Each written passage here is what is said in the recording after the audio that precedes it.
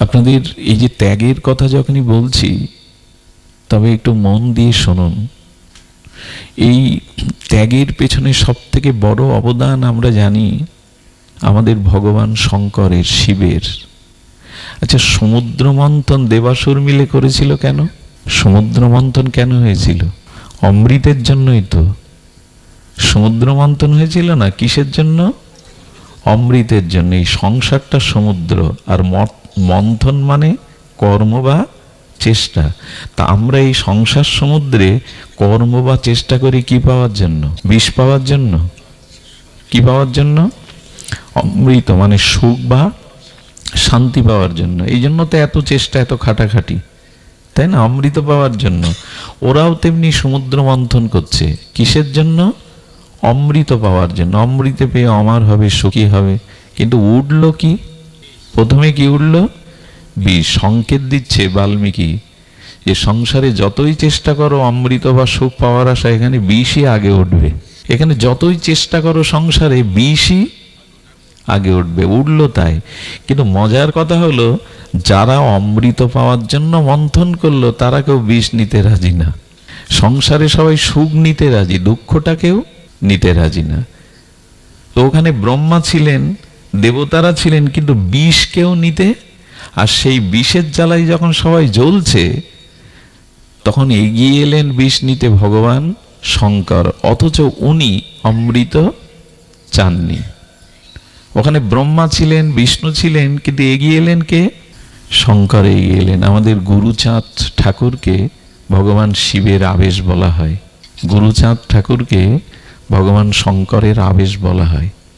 এরা জীবের দুঃখ কষ্ট নেওয়ার জন্য আসে। এরা অমৃত নিতে, জগতে নিজের সুখ নিতে আসে না। এই জন্য এরা জগতে পূজিত হয়। আপনি যখনই সুখ নিতে চাইবেন, উঠবে কিন্তু বিষ। কারণ সব থেকে বড় কথা তো ভগবান বলে দিয়েছেন, সংসার দুঃখালয়ম, সংসার অশাশ্বতম। এইখানে দুঃখ ছাড়া তুমি কিছু পাবে না। আর দুঃখ মানেই বিষ, দুঃখ মানে অমৃত নয়।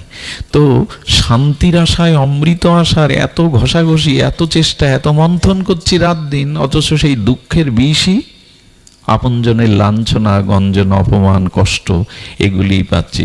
কিন্তু যিনি অমৃত চাননি, তিনিই শেষ পর্যন্ত বিষ নিতে এগিয়ে গেলেন। তুমি রাজি আছো তো? অপরের দুঃখ কষ্ট যারা জ্বলছে তাদের সেই বিষটা নেওয়া। যদি নিতে পারো, তখনই তুমি মঙ্গলময়ের অধিকারী হবে।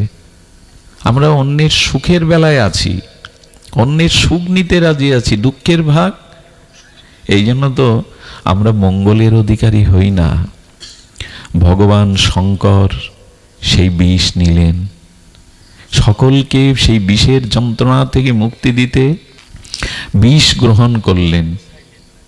আচ্ছা, ভগবান শঙ্কর সেই বিষ নিলেন, বিষ নিয়ে অন্যদেরকে অমৃত দিলেন, কিন্তু অমৃতের ভাগ তিনি নেননি। লক্ষ্মী উঠল, হ্যাঁ, কত কি উঠল, ধনী রত্ন উঠল, সব অন্য নিল, ভগবান শঙ্কর নিল না। এর মানে কি?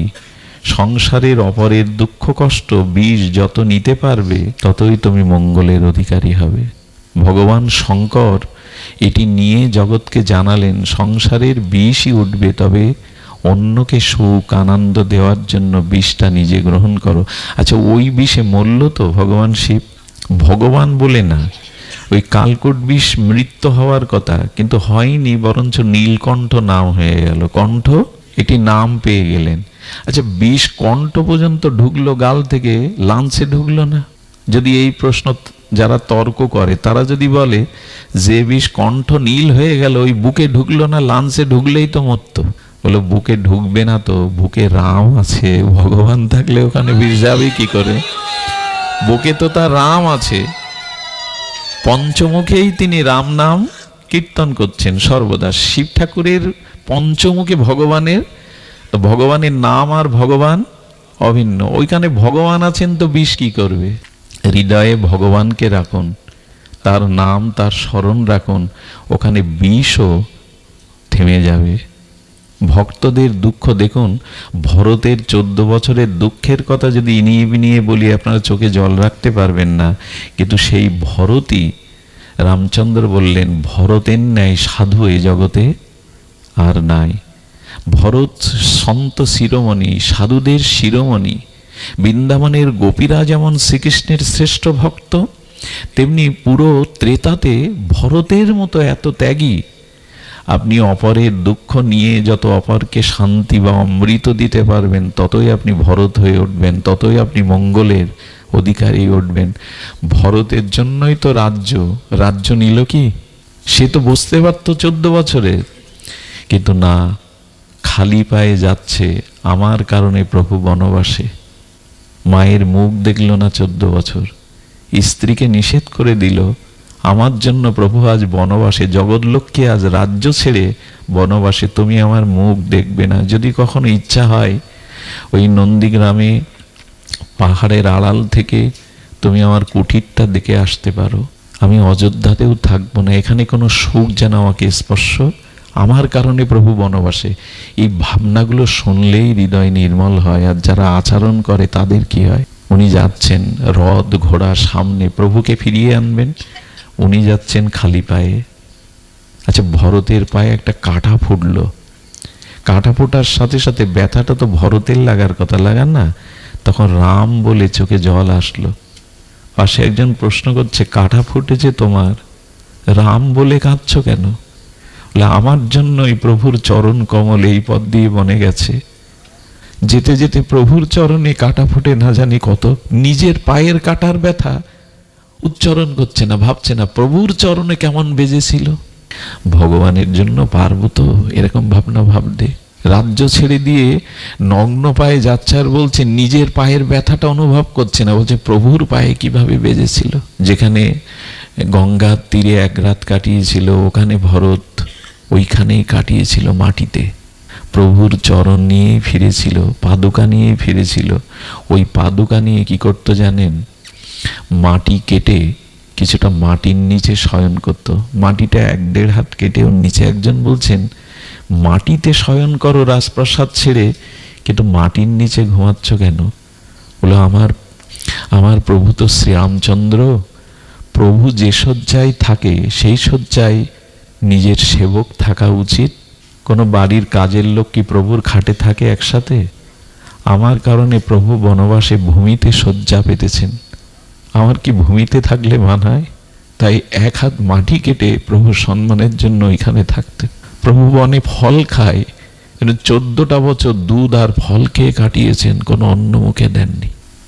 এগুলো গল্প নয়, এগুলো উপন্যাস নয়, এই হলো ভগবানের জন্য অন্যের জন্য ত্যাগ। এরাই অমৃত পায়, এরাই জগতের অমৃতের অধিকারী হয়। রাত দুপুরে, মধ্য দুপুরে সরজ নদীতে স্নান করতে যেতে একজন বললেন, ভরত মধ্যরাত্রে স্নান করতে নাই, ব্রাহ্ম মুহূর্তে ভোরবেলা করতে হয়, তুমি রাত দুপুর বেলা আসো কেন? বলে, প্রভাতে সাধুরা স্নান করে সরজুতে। বলে, তখন আসবে? বলো, আমার মতো এমন পাপিষ্টের মুখ যদি ভোরবেলা সাধুরা দেখে, তাদের ভজন নষ্ট হবে, তাদের কল্যাণ নষ্ট হবে।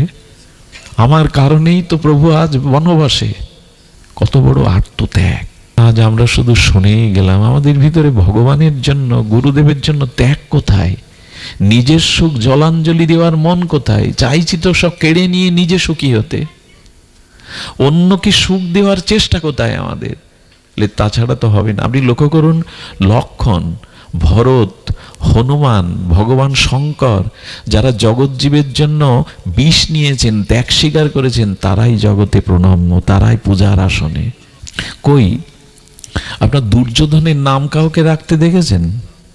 কোন মায়েরা সনাতন ধর্মে দুর্যোধন নামটা রাখে না, কিন্তু অর্জুন নাম, যুধিষ্ঠির নাম রাখে। ভোগী যারা, অভিমানী যারা, তাদের নাম পর্যন্ত মানুষ উচ্চারণ করতে চায় না। এই জন্য জগতে কিছু দেওয়ার জন্য আসা, আমরা শুধু কুড়িয়ে নিতে শিখেছি, নিজের মান সম্মান সম্পদ যা কিছু। এই জন্য জগতে সংসারে বিষ নিয়ে যদি অন্যকে অমৃত দিতে পারেন, অন্যের যদি জীবন সুখ জলাঞ্জলি দিতে পারেন, এই শিক্ষাটা দীক্ষা ছাড়া, গুরুচরণ আশ্রয় ছাড়া হয় না। এই জন্য বলছি, আগে শিক্ষা নয়, আগে দীক্ষা, আগে নিজের জীবনকে সমর্পণ করা গুরুচরণে, ভগবত চরণে, তবেই আপনি এই জীবনকে উপলব্ধি করতে পারবেন, তার আগে উপলব্ধি হবে না। সুধীবৃন্দ, আজ একটি ভক্ত চরিত্র বলেই পাঠ বিশ্রাম করি। ভক্ত চরিত্র এই জন্য যে ভগবানের কথাটা হলো খাদ্য, আর ভক্ত চরিত্র হলো ক্ষুধা। কি বললাম? ভগবানের কথাটা হলো খাদ্য, কিন্তু খাদ্য থেকে কি হবে যদি ক্ষুধা না থাকে? তো ভক্ত চরিত্রটাই হলো ক্ষুধা। ভক্ত চরিত্র শুনলে ভগবানকে পাওয়ার জন্য, ভজনের জন্য, তখন আপনার ওই খাদ্যবে ক্ষুধা জাগবে। ভক্ত চরিত্র শুনলেই মনে হবে যদি এমন করে বুঝতে পারতাম, যদি এমন করে। দেখুন, অপরের মঙ্গল করতে গিয়ে, অপরের জীবন গঠন করতে গিয়ে আজ আমরা ঝুঁকে পড়েছি মাদুলি, তাবিজ, ঝাড়ফু। সাধুর কাছে কারা যায় জানেন? এই একটা জিনিস হয়েছে, যে সাধু রোগ সেরে দিতে পারে, যে সাধুর মেয়ের ভালো জামাই দিতে পারে, যে সাধুর কাছে গেলে ঘেরের মাছ বাড়বে, ব্যবসার উন্নতি হবে, সেখানে এখন গাড়ির লাইন। ওইখানে এখন মানুষ গাড়ি গাড়ি গিয়ে হাজার হাজার লোক ভর করে। এই জন্য আপনি আসেননি, এই পাওয়ার জন্য শাস্ত্র বলেনি। ভবরোগী যদি না সারলো, বারবার জন্মাতে হয়, মরতে হয়, কর্মফল ভোগ করতে হয়, তো ওই সাধারণ রোগ সেরে কি করবেন আপনি? ভগবানের চরণে ভক্তি না হলে ভবরোগ যাবে না। বারবার জন্মাতে হবে, বারবার মরতে হবে, বারবার কর্মফল ভোগ করতে হবে। এই জন্য সাধুর কাছে কোন রোগ সারাতে যেতে হয়? ভবরোগ। আজকে দুর্দশা কি জানেন? সেই সাধুরই চল বেশি, সেই সাধুরই জগতে ভিড় বেশি, যেখানে ঝাড়ফু, মাদুলি, তাবিজ, রোগ শোক বড় লোক করে দিতে পারে। আরে একে নিজেকে একরকম ঠকানো। একটা দৃষ্টান্ত দেই। একজন দেবতার উপাসনা করেছে অনেক দিন। উপাসনার লক্ষ্য কি জানেন? লোক সাধু ভেবে তার কাছে এইসব আশীর্বাদ চাইতে আসে, রোগ যাতে সারে, সংসারে যাতে উন্নতি হয়। তো দেবতার ভজন করেছে, দেবতা সন্তুষ্ট হয়ে বলছে কি বর চাই বলো। বলে বড় লোক আমার কাছে আসে সবাই বেদনা নিয়ে, রোগ নিয়ে, অভাব নিয়ে, তাদের ইচ্ছা যাতে আমি পূর্ণ করতে পারি সেই বর দাও। বলে তুমি নির্ধারণ করো যে তাদের এই রোগ সারাবে, তাদের এই অভাব দূর করবে, তো তুমি কি চাও? ও তখন বুদ্ধি করে বলছে প্রভু আমাকে এই বর দিন, আমি যাকে মাথার চুল একটা দেব, ওই চুল পেলেই তার সমস্ত আর এই ব্যাধি বলেন, অভাব বলেন, সব চলে যাবে। ভগবান একটু হেসে, দেবতা হেসে বললেন তথাস্তু। এরপরে শুরু হলো, যার দুরারোগ্য ব্যাধি, একটা চুল ছিঁড়ে দিয়ে দেয়, চুল দিয়ে দেয়, এটা নিয়ে যাও, সেরে যায়। কিন্তু এই কথা যখন প্রচার হয়ে গেল চারিদিকে, তখন মাথা ব্যথার জন্যও চুল নিতে আসে লোক। আর চুল থাকবে কদিন? দেখলো এই বড় বড় বিপদ দূর করার জন্য এইবার আমি নিয়েছিলাম, এই তো মাথা ব্যথার জন্য লোক আসা শুরু করেছে। এখন চুল কি আর থাকে? শেষে বলল এই যা দুরবস্থা, তাতে এখানে থাকলে আমার চুল শেষ, আর কতজন রে আমি চুল বিলাবো। শিষ্যকে বললেন এক কাজ কর, যা কিছু সহায় সম্পদ আছে, টুকটাক টাকা পয়সা বস্তু নিয়ে আজ রাতেই চল কেটে পড়ি। এখন ওই রোগ সারালে লোক টাকা দিত, ওই দিকে বড় মন্দির, বড় সম্পদ, জমি জমাও করে ফেলেছে। সাধু হওয়াটার একটা সুবিধা আছে, এখানে টাকা পয়সা খুব দ্রুত পাবেন, মান সম্মানের সাথে জমি বাড়ি গাড়ি খুব দ্রুত পাবেন, লোক দিয়ে দেয়। ধনীর তো অভাব নেই, তাদের কিছু উপকার হলে, রোগ সারলে তারা দিয়ে দেবে। সাধুকে এই জন্যই রূপ সনাতন রাজপুত্র রঘুনাথ দাস গোস্বামী জমিদার পুত্র বৃন্দাবনে ছেঁড়া কাতা গায়ে দিয়ে গাছতলায় বসে রাধারানীর ভজন করছে। কারা সাধু? রূপ সনাতন রাজমন্ত্রী সব ছেড়ে দিয়ে গাছের তলায় ছেঁড়া কাতা গায়ে দিয়ে ভজন করছে। আর এখন আমরা তাকেই বড় সাধু বলি, যার 200 বিঘা সম্পত্তি, গাড়িতে ছাড়া। হ্যাঁ, সাধু চড়তে পারে, সাধুর এগুলো প্রয়োজন, কিন্তু সাধু কোন সম্পত্তি নিতে এসছেন, দিতে এসছেন? প্রেম সম্পত্তি, ভক্তি সম্পত্তি, যা পেলে আর মানুষের বারবার আসা যাওয়া করা লাগে না। এখন যারা টাকা পয়সা দিয়ে মন্দির বানিয়েছিল, সাধুর জমি করেছিল, তাদের কাছে আর কথা গোপন থাকে যে সাধু আজ রাত্রে চলে যাচ্ছে, তখন গ্রামের লোক জোগাড় হয়ে চুল টানতে শুরু করেছে। সাধু যাই যাক, চুল থাকলে তো আর বিপদ হবে না। সেই চুল টানতে টানতে, গোপও টানতে, একটা কিছু থাকলে হলো। সাধু আর কি অবস্থা তা তো বুঝতে পেরেছেন। এই রোগ সারাবার জন্যই আর এই সব ভূত প্রেত তাড়াবার জন্যই সাধুত্ব না, সাধু অনেক উপরে। ভগবানও যে সাধুকে সম্মান করেন, ভগবানের কৃপার থেকে বড় কৃপা সাধু কৃপা। তবে সেই কৃপাটা কি?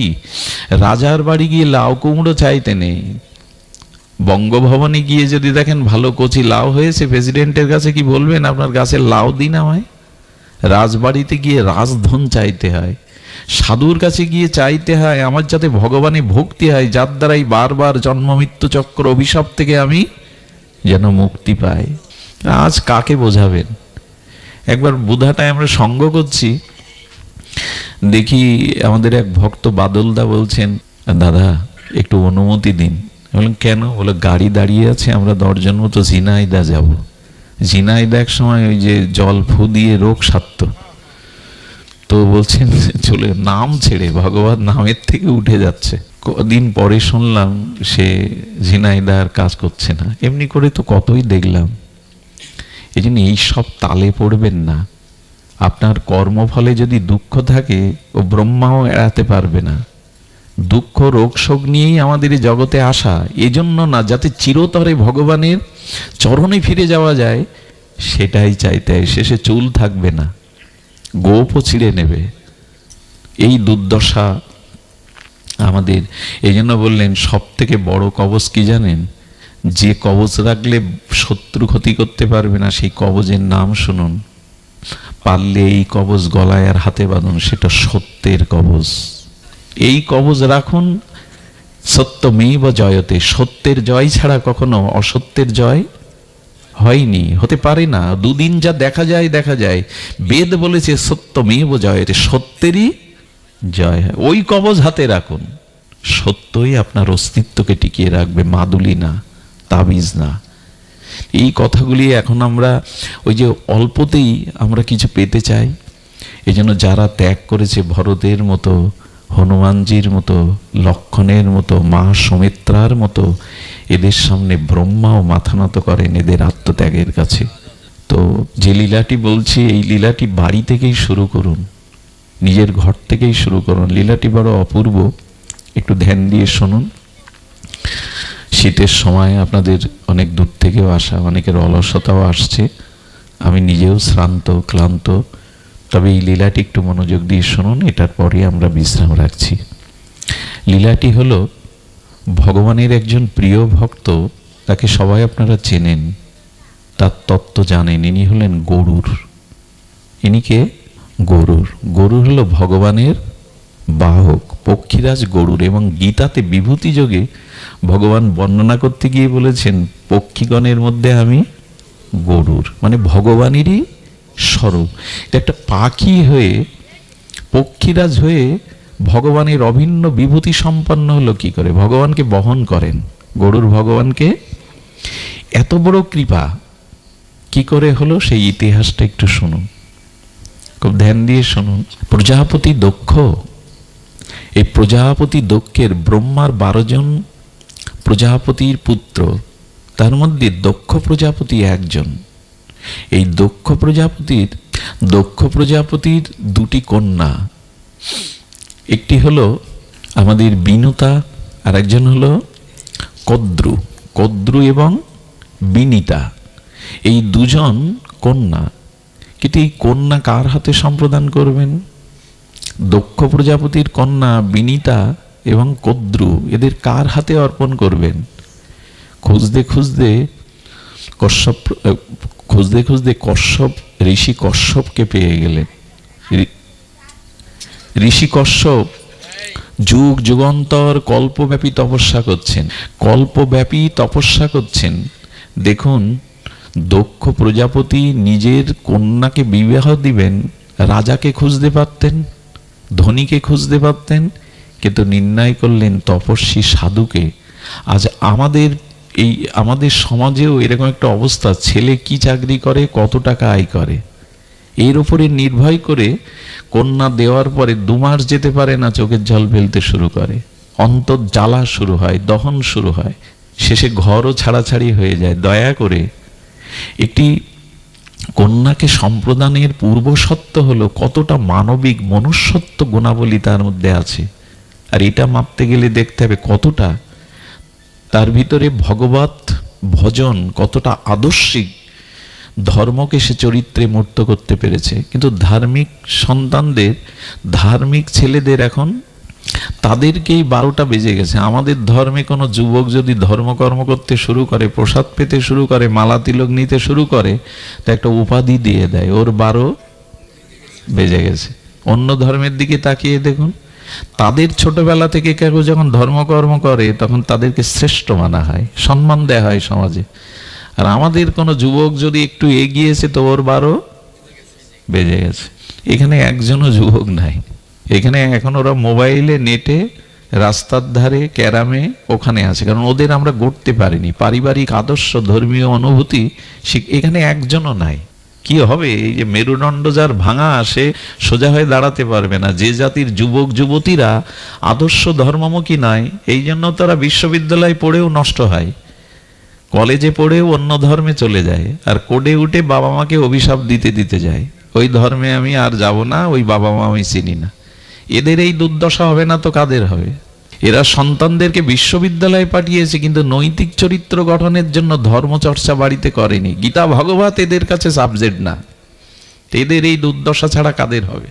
এই জন্য একজন পাত্রের, আরে 10 তলায় যদি নেশা করে এসে লাথি দিয়ে বলে দরজা খোল, তো ওই সুখের কি দরকার আপনার? ওই জায়গাটা খুব, কিন্তু আমাদের ধর্ম চর্চা তো আজ নাই। আমরা শিখেছি ডিগ্রি আর কত টাকা আয় করে। কশ্যপের হাতে দিয়ে দিলেন কদ্র এবং বিনীতকে।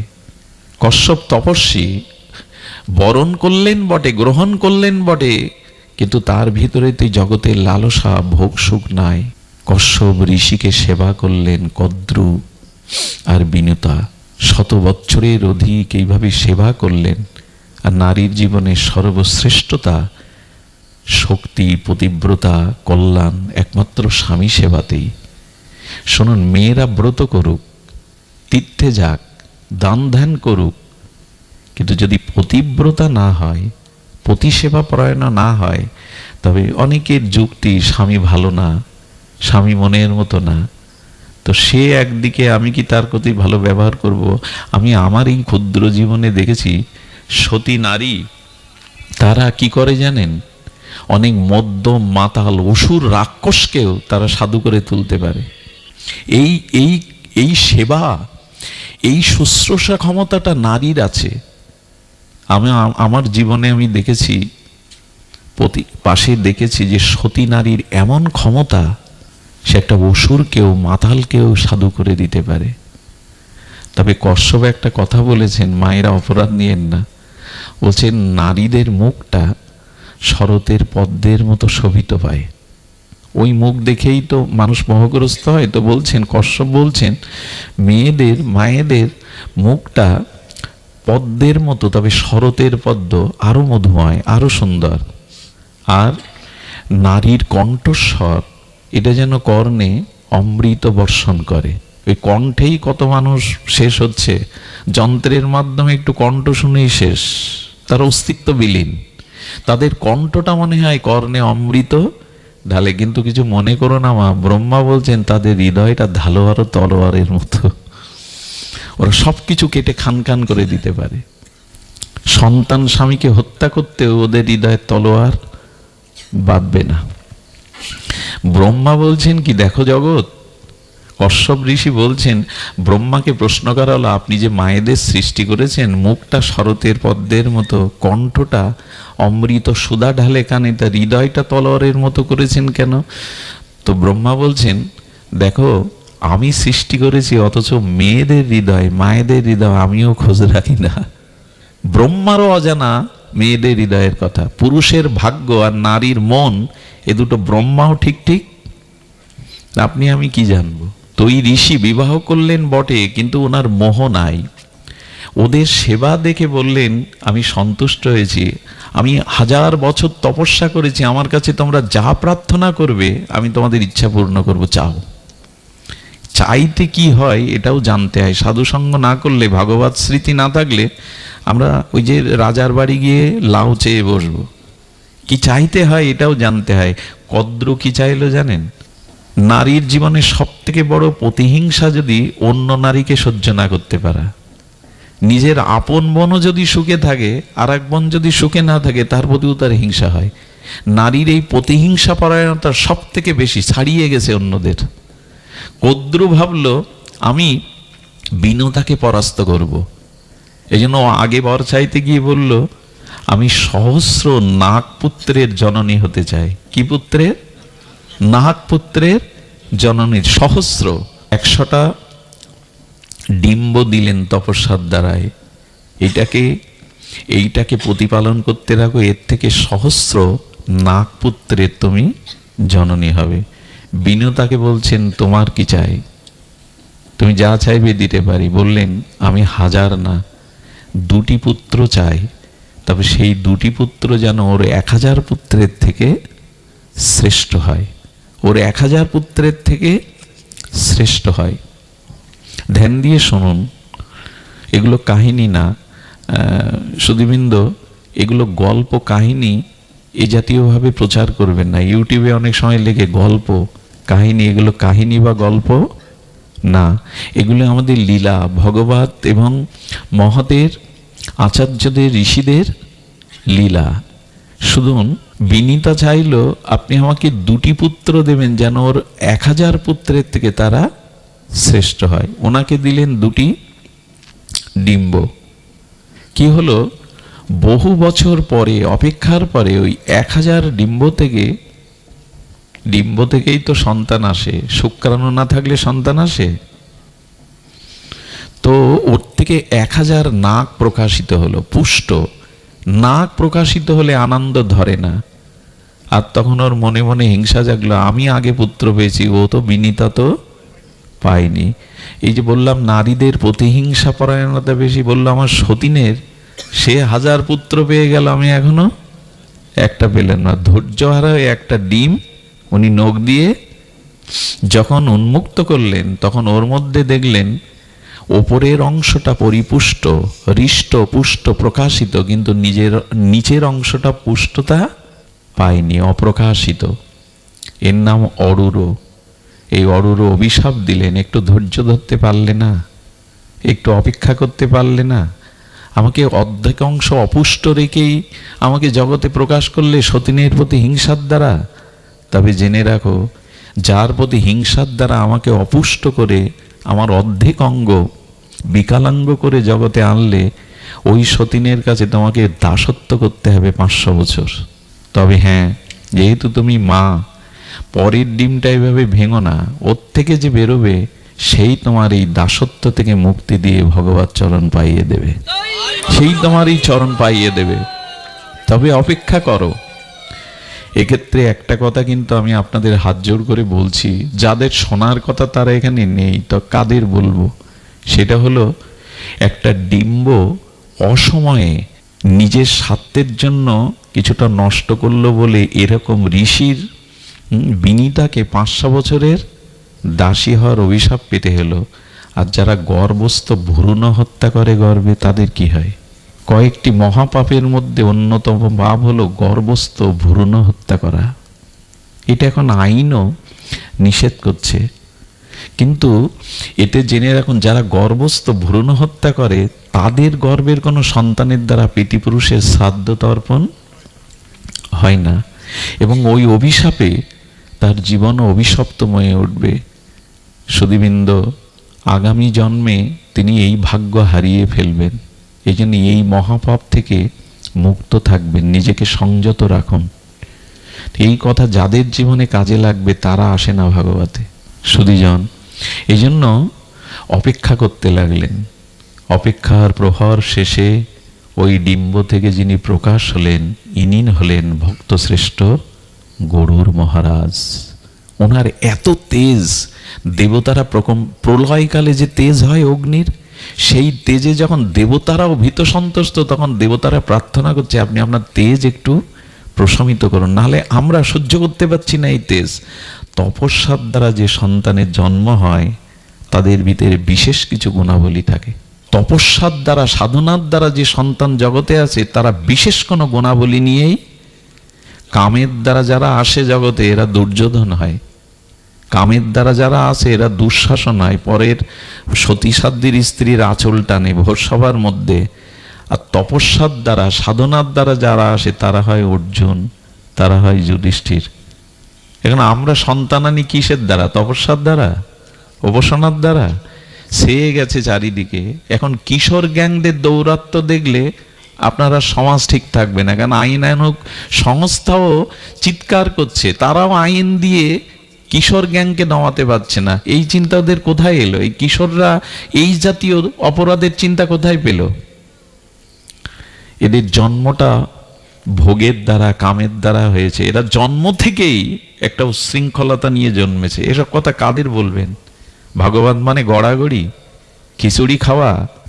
ভাগবত হলো সর্ববেদান্তের সার, এটা জীবন দর্শন, মানব দর্শন। ভাগবত শুধু খিচুড়ি খাওয়ার হই হুল্লোড় করাটা হয়ে গেছে, এরকম না। এই তত্ত্বগুলি ঋষিরা আমাদের জন্য রেখে গেছেন, কিন্তু গ্রন্থই তো দেখি না। আর এই জাতীয় ভাগবত তত্ত্ব নিয়ে আজকে সন্তান জন্মদানের যে বিধি, পুংসবন, কি করে সুপুত্রের, কি করে সুসন্তানের জনক জননী হতে হয়, এই ইতিহাস, এই সাধনা আমাদের শাস্ত্রে আছে, কিন্তু তা প্রতিফলন কই? খেতে একটা বীজ বপন করতে গেলেও মানুষ কালের অপেক্ষা করে। সব কালে তো আর সব ফসল হয় না। ক্ষেতটা পরিপাটি করে দেয়, উর্বর করে দেয়, তারপরে বীজ ছড়ায়। চিন্তা করা যায়? একটা ঘেরের বাগদা চিংড়িকে গ্রেড করবার জন্য বিদেশ থেকে গবেষক আনে, যে যাতে ভাইরাস না লাগে, কি করে বড় হয়। বাগদা চিংড়িকে বড় করবার জন্য বিদেশ থেকে গবেষকদের আনে, আর কি করে সুসন্তানের জনক জননী হব এতে গবেষণা নেই, এতে বোঝার দরকার নেই। এখন হাই হাই করে কি হবে? আমার সন্তান মানুষ হলো না, আমাকে ভাত দেয় না, আমাকে কটু কথা বলে, এখন বলে কি হবে? একটা জিনিস শুনুন, জন্ম যাদের দোষ এরা পরবর্তীতে সংশোধন হতে চায় না। এরা সৎ কথা শুনলে ঘাড় নিচু করে, কিন্তু সংশোধন হয় না। এরা রস পায় না সৎ পথে গিয়ে। দুর্যোধনকে কর্ম উপদেশ দিল কৃষ্ণ, ফেরেনি। এই জন্য জন্ম সংস্কারটাই নষ্ট হয়ে গেছে। শুধু জন্ম নিল গরুর, ঋষির আশীর্বাদ তো, আর মায়ের ছিল প্রতীক্ষা সাধনা। গরুরের তেজ প্রশমিত করলেন, উনি জন্মেই মাকে প্রণাম করলেন। আজকের সন্তানরা সকালে উঠে কজন মাকে প্রণাম করে যে ওই আশীর্বাদে সে বড় হবে? বাইজিদ বোস্তামির কথা মনে আছে? মা জল খেতে চেয়েছে মধ্যরাত্রে, অসুস্থ তো, এ তো শুধু পৃষ্ঠায়, এগুলো মনে হয় এখন আর পাঠ্যপুস্তকে নাই, এগুলো তুলে দেয়। এখন ডাবের পানি ঠান্ডা, খেয়ে ভরে মনটা, আগডুম বাগডুম ঘোড়াডুম, কি হয় এতে? এখন দ্বিতীয় ভাগও নেই। বাইজিদ বোস্তামি কি বলছে, বাবা একটু জল এনে দিতে পারি? ঘরে জল নাই, পার্বত্য সংকুল এলাকা, জঙ্গলে ঝর্ণায় জল আনতে যেতে হবে। মার জল পিপাসা, মৃত্যুকে সাপত সংকুল জীবজন্তু উপেক্ষা করে মায়ের পিপাসার দূর জন্য গেল। জল বয়ে এনে গ্লাস ভরে যখন মা শেয়ারে দেখছে মা ঘুমিয়ে পড়েছে, মা ঘুমিয়েছে, মার ডাকাটা ঠিক হবে না। রোগের সংকুল মা একটু ঘুমিয়ে শান্তি পাক, যদি আবার জেগে ওঠে জলটা তখন দেব। সারা রাত ওইটুকু বালক জলের গ্লাস নিয়ে মা শেয়ারে দাঁড়িয়ে থাকলো। ভোরবেলা আজানের সুরে মায়ের ঘুম ভাঙলে আবছা চোখে দেখছে তার সন্তান শিশু বাইজিৎ দাঁড়িয়ে। বাইজিৎ, তুই দাঁড়িয়ে কেন? হাতে কি? বললো, মধ্যরাত্রে তুমি জল খেতে চেয়েছিলে মা, জল ঘরে ছিল না, তাই আনতে একটু বিলম্ব হয়েছে, ক্ষমা করো, কিন্তু তুমি ঘুমিয়ে পড়েছিলে, আমি তোমায় ডাকিনি। ঝরঝর করে চোখে জল এনে বুকে জড়িয়ে ধরে বলল, তুই 10-এর একজন হ, জগতে পূজিত হ। এই সুসন্তান এমনি এমনি আসে না, বিদ্যাসাগর এমনি এমনি জন্মায় না। এই জন্য তপস্যার দ্বারা সন্তান চাই। সেই গরুর মাকে প্রণাম করলেন। পিতামাতাকে প্রণাম করা এখন তো উঠেই গেছে। রামচন্দ্র সকালে উঠেই আগে কৌশল্যা মা, দশরথ এবং গুরু বশিষ্ঠকে প্রণাম করতেন। আমরা আজ প্রণাম ভুলে গেছি সুধীজন। এই জন্য গরুর যখন আবির্ভূত হলেন, গরুর আর মা বিনতা 500 বছর দাসত্ব করলেন এই সৎমার। একদিন গরুর বলছেন কদ্রুকে, মা তুমিও তো আমার মা আর আমি তোমার দাসী কেন, এর থেকে আমাদের মুক্তি নেই? তখন বলল, মার কাছে বিনীতা বলল, দেখ তোর যে ভাই অস্পুষ্ট ছিল সে সূর্যের রথে সারথি হয়েছে। ওই যে অরুর বললাম না, ও সূর্যের রথের সারথি। তাই সূর্যের রথটা একদিন দেখিয়েছিল তো আমার সন্তান। আমি আর তোর সৎ মা ছাদে দাঁড়িয়ে আমি বলছিলাম সূর্যের রথের অশ্বের পুচ্ছ লেজ সাদা, কিন্তু কদ্রু বলল কালো। তখন প্রতিজ্ঞা হলো যে জিতবে সে তার, যে হারবে তাকে তার দাসত্ব হয়ে থাকতে হবে, সারা জীবন তার দাসী হয়ে থাকতে হবে। কূট কৌশলে ওই নাগকে পাঠিয়ে দিল। কদ্রু তার সহস্রপুত্র নাগ বলল, সাপের লেজ, ওই যে অশ্বের লেজটা, ঘোড়ার লেজটা ঢেকে দাও জড়িয়ে, যাতে দূর থেকে দেখা যায় সাদা না কালো। এই কৌশল করে ষড়যন্ত্র করে হারিয়ে দাসী করে রেখেছে। গরুর তখন বলছেন, মা তুমিও তো মা, এই দাসত্ব থেকে কি পেলে আমরা মুক্ত হব? প্রকৃত সন্তান মায়ের দাসত্ব দেখতে আসেনি, মাকে পূজিতার আসনে বসাতে এসছে। প্রকৃত সন্তান মায়ের দুঃখ দূর করার চেষ্টাই করে। বললেন, আমার মা এই দাসত্ব থেকে কি করে মুক্ত হবে? বলে, শোন গরুর, স্বর্গের যে অমৃত ভাণ্ড আছে তা যদি এনে দিতে পারিস। কেন চাইছে জানেন? ওই অমৃত এনে ওর ওই 1000 সন্তানকে যদি খাওয়াতে পারে, ওরা চিরজীবী হবে, শক্তিশালী হবে, তখন এদেরকেই বিনষ্ট করতে পারবে। উদ্দেশ্যটা, কৌশলটা সৎ না। বলল, ওই স্বর্গের থেকে অমৃত ভাণ্ড। গরুর বলল, মা তোমার আশীর্বাদে আমি তোমার দাসত্ব মুক্ত করতে আমি চললাম। মার আশীর্বাদে এই গরুর ভগবানকে স্মরণ করে স্বর্গ পর্যন্ত গিয়েছিল। কিন্তু স্বর্গের অমৃত ভাণ্ড, যার জন্য এত দৈবাসুর যুদ্ধ, তাকে সহজে পাওয়া যায়? শুনে এখন বর্ণনা করছেন মহারাজরা যে কুয়োর মধ্যে, একটা গর্তের মধ্যে ওই অমৃত ভাণ্ড আছে, এই কুয়োর উপরে একটা সুদর্শন চক্র আছে। একটা পিপিলিকাও যদি যায় 1000 খণ্ড হয়ে যাবে। এবং ওই অমৃত ভাণ্ডের উপর 2টি সর্প আছে, যা দংশন করা লাগবে না, চোখ দিয়ে বিস্ফোরণ বিষের দ্বারা সেগুলি তাকালেই মরে যাবে। আর 1000 দেব সেনারা পাহারা দিচ্ছে ওই অমৃতর ভাণ্ডকে, কেউ যাতে নিয়ে না যেতে পারে। অসুররা মাঝে মাঝে তো আক্রমণ করে। এই জন্য গরুর গিয়ে প্রথমেই ভগবানের নামের দ্বারা ওই চক্রকে বিনাশ করলেন, আর গরুর চঞ্চু দ্বারা সমস্ত দেবসেনাদের পরাস্ত করে সাপ দুটোকে ছুঁড়ে দিয়েই অমৃত কুম্ভ নিয়ে আসছেন। অমৃত কুম্ভ নিয়ে আসছেন, তখন ভগবান বিষ্ণুর দৃষ্টি গেছে, জগৎ এই দেখো ভক্তের চরিত্র কাকে বলে দেখো। আচ্ছা, গরুরের জায়গায় যদি আপনি আমি হতাম, ওই অমৃত কি করতাম? আগে কি করতাম? অন্যকে দিতাম, আগে তো আমি পেয়ে নি। তেমনি এই সংসারে তারাই ভক্ত হতে পারে যারা, আমাদের সমাজে অমৃত কি? অর্থ, যশ, খ্যাতি, পদ, প্রতিষ্ঠা, এই অমৃত পেয়েও যারা এগুলি চায় না, এরাই তো ভক্ত হতে পারে। পদ, প্রতিষ্ঠা, যশ, খ্যাতির লোভ যার নাই। ভগবান বিষ্ণু তখন বললেন, গরুর অমৃত পেয়েও যে অমৃত মার দাসত্ব মুক্তির জন্য অমৃত পান না করে, আমি তোমাকে আশীর্বাদ করছি, তুমি অমর হয়ে যাও, তুমি আমার ভক্ত, আজ থেকে তুমি আমার প্রিয় ভক্ত। এমন নির্লোভীকেই তো আমি আমার ভক্ত করি। ভগবানের দেখেন, মার প্রতি যারা সেবা করে, মাকে যারা শ্রেষ্ঠ মনে করে উপাসনা করে, তারা ভগবানেরও আশীর্বাদ পায়, অমর হয়ে গেলেন। দেবরাজ ইন্দ্র কি ছাড়বে? বজ্র নিক্ষেপ করলেন। আরে স্বর্গের সব সম্পদ নিয়ে যাচ্ছে।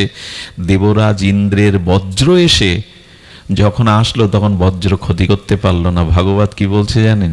এটা ভাগবতেরই একটি অংশ। ভাগবত বলল, ভগবান যাকে গ্রহণ করেন, ভগবানের যে প্রিয় ভক্ত, তাকে দেবরাজ ইন্দ্রের বজ্র ক্ষতি করতে পারে না। কি তাবিজ কবজ নেবেন?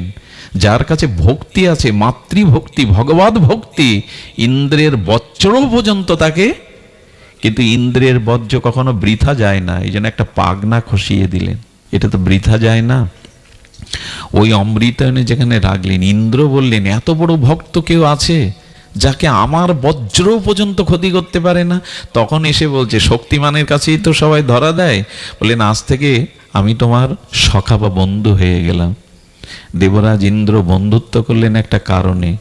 ওই অমৃত এনে যেখানে রেখেছিলেন, এই স্নান করে অমৃত পান করতে যখন হাজার কদ্রুর পুত্ররা নাগরায় স্নান করতে গেল, দেবরাজ ইন্দ্র নিয়ে অমৃত কুম্ভ আবার স্বর্গে নিয়ে গেল। কিন্তু কুম্ভ তো হাতেই দিল, তখনই দাসত্ব মুক্ত করে দিলেন যে অমৃত কুম্ভ যখন পেয়েছি স্নান করে আয়। স্নান করে সেই নাগগণ সর্পগণ ওখানে যে গন্ধটুকু ছিল, ভাণ্ড ছিল তো, ওইটা চেটেছিল। এই জন্য সাপের ওই মুহূর্তে দুটো জিহ্বা, সর্পের একটা জিহ্বা না, দুটি জিহ্বা। অমৃতেরটা একটা মহিমা থাকবে। সুধীবৃন্দ, তখনই হলো গরুর তখন কি করলেন, মাকে প্রণাম করে মা আশীর্বাদ করলেন, ভগবানের ভক্ত হও, বিদ্যা অর্জন করো। ভগবান সূর্যের কাছে বেদ বিদ্যা শিখতে গেলেন। সূর্য বললেন, তোমার বেদ বিদ্যা শেখা লাগবে না, তুমি মাতৃভক্ত, তোমাকে আমি বৈদিক জ্ঞান আশীর্বাদ করলাম। তুমি যখন ভগবানকে নিয়ে উড়বে, তখন তোমার পাখনা হতে বেদের সামবেদীয় মন্ত্র গীত হবে, সুরালাপ করবে, যাতে ভগবান আনন্দ পায়। বলার উদ্দেশ্য এই, মাতৃভক্তি যদি কোনো সন্তানের থাকে এবং ভগবত ভক্তি যদি তার সাথে যুক্ত হয়, তবে তিনি ভক্ত শ্রেষ্ঠ, ভগবানের বাহন গরুরের মর্যাদা পেয়ে যান। আজ এইটুকুই।